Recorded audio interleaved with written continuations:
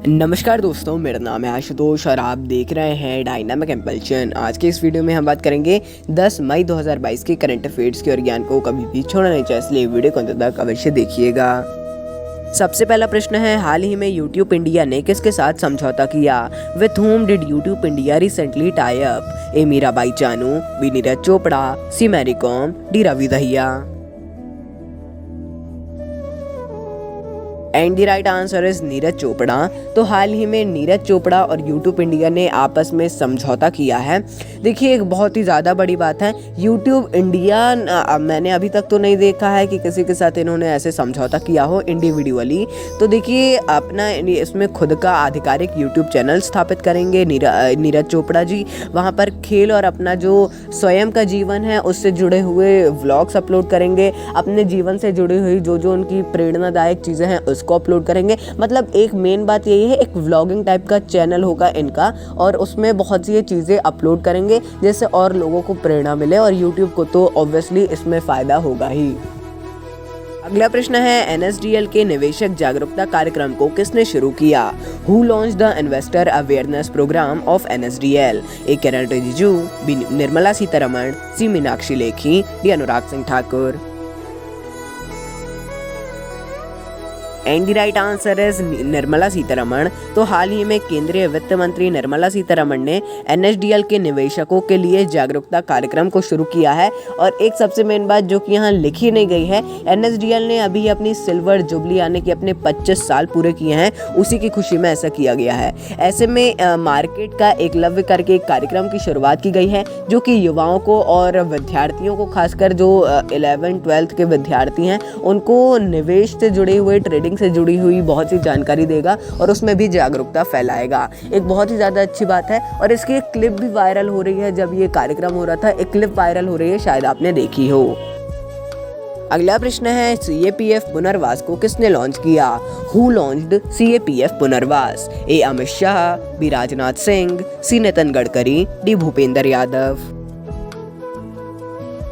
And the right answer is Amit Shah. तो हाल ही में केंद्रीय मंत्री अमित शाह के द्वारा CAPF पुनर्वास कार्यक्रम को शुरू किया गया है। देखिए, ये जो कार्यक्रम है इसे CRPF और BSF जैसे केंद्रीय सशक्त पुलिस बलों से संबंधित कर्मियों के लिए ये एक पोर्टल है। इसमें जो सेवानिवृत्ति के बाद पुनः रोजगार की तलाश कर रहे हैं, ये उनके लिए है। इसमें बहुत से उनको रोजगार के लिए और चीज़ें दी जाएंगी। ऑब्वियसली जो रिटायर्ड हो चुके हैं इन सशस्त्र बलों से, उनके लिए ही होगा ये। अगला प्रश्न है, हाल ही में किस राज्य ने भारत की पहली जीन बैंक परियोजना को मंजूरी दी? Which state has recently approved India's first gene bank project? A Karnataka, B Punjab, C Maharashtra, D Paschim Bengal. And the right answer is Maharashtra. तो हाल ही में महाराष्ट्र की कैबिनेट ने भारत की पहली जीन बैंक की परियोजना को मंजूरी दी है। देखिए, इसमें एक ये सभी लोगों से मिस्टेक हो सकती है, ऐसा भारत का पहला जीन बैंक नहीं है। ऐसे इसमें डिजिटलाइज भी किया जाएगा, इसमें कुछ अनुसंधान, रिसर्च वगैरह भी की जाएगी और टेक्नोलॉजी का भी इस्तेमाल किया जाएगा। इस प्रकार का ये पहला जीन बैंक होगा। अब देखिए, जीन बैंक क्या होता है इसके बारे में समझिए, इसलिए ये प्रश्न इंपॉर्टेंट है, क्योंकि अभी देखिए जैसे महाराष्ट्र ने किया है और भी थोड़ा सा पहले यदि आप जाएंगे तो ऐसा हो चुका है। देखिए, जीन बैंक समझिए क्या है। इसको हिंदी में जीन भंडार कहा जाता है। ये एक प्रकार का जीव कोश होता है जिसमें पौधों के कलम को हिम ताप पर रखा जाता है, यानी कि मिनिमम टेम्परेचर पर रखा जाता है, ठंडे तापमान में, जिससे सुरक्षित रहें, या उनके बीज रखे जाते हैं। मतलब एक ये समझ लीजिए कि जो ऐसी ऑर्गेनिक चीज़ें हैं, पेड़ पौधे हैं, उनके जो बीज हो गए, कलम हो गए, ऐसी चीज़ों को, खासकर जो रेयर होते जा रहे हैं, उनको अच्छे से संभाल कर रखा जाता है। अगला प्रश्न है, हाल ही में C. के साथ किसने समझौता किया? Who has recently tied up with C. ए शिक्षा मंत्रालय, बी रेल मंत्रालय, सी गृह मंत्रालय, डी सड़क परिवहन एवं राजमार्ग मंत्रालय।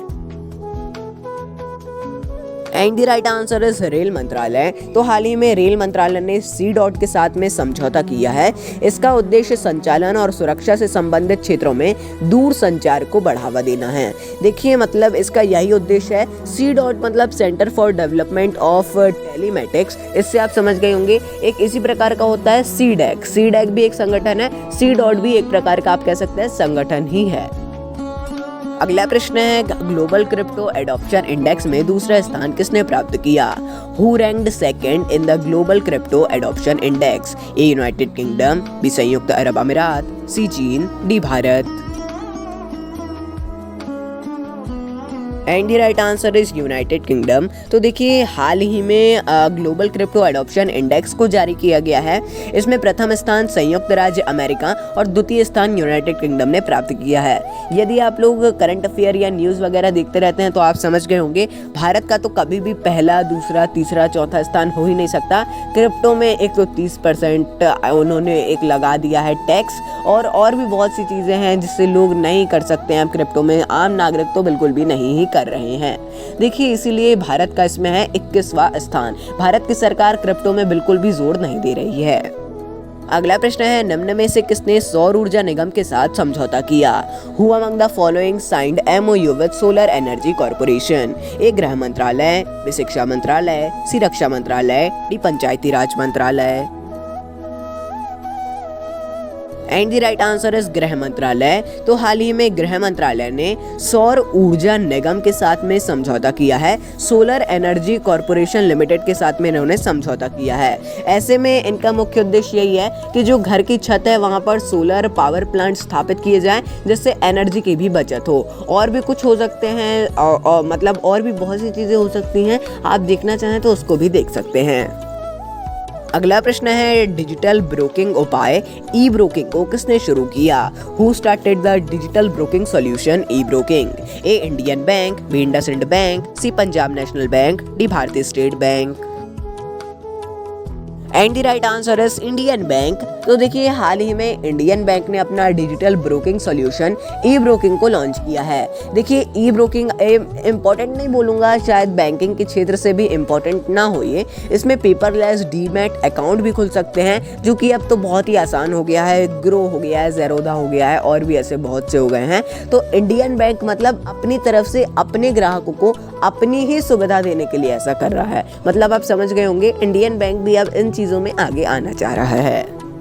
अगला प्रश्न है, 8000 मीटर से ऊंची 5 चोटियों पर फतह हासिल करने वाली भारत की पहली महिला कौन बनी है? Who has become the first woman in India to scale 5 peaks above 8000 meters? A Priyanka Mohite, B Lara Banerjee, C Anamika Sinha, D Anjali Kumari. And the right answer is Priyanka Mohite. तो हाल ही में प्रियंका मोहिते 8000 मीटर से ऊंची 5 चोटियों पर फतह हासिल करने वाली भारत की पहली महिला बनी है। इन्होंने आखिरी बार यानी कि 5वीं चोटी कंचनजंगा चोटी पर चढ़कर ये रिकॉर्ड बनाया है। यहाँ थोड़ा सा डिस्टर्ब लिखा हुआ है, मैं उसके लिए माफ़ी चाहूँगा। लेकिन एक बहुत ही ज़्यादा बड़ी बात होती है, 8000 मीटर से ऊंची 5 चोटी, क्या एक चोटी पर भी चढ़ना बहुत ही बड़ी बात होती है। अगला प्रश्न है, संतोष ट्रॉफी राष्ट्रीय फुटबॉल चैंपियनशिप में किसने जीत हासिल की? Who won the Santosh trophy national football championship? A Paschim Bangal, B Kerala, C Haryana, D Punjab. And the right answer is Kerala. तो हाल ही में केरल ने संतोष ट्रॉफी फुटबॉल चैंपियनशिप को जीता है।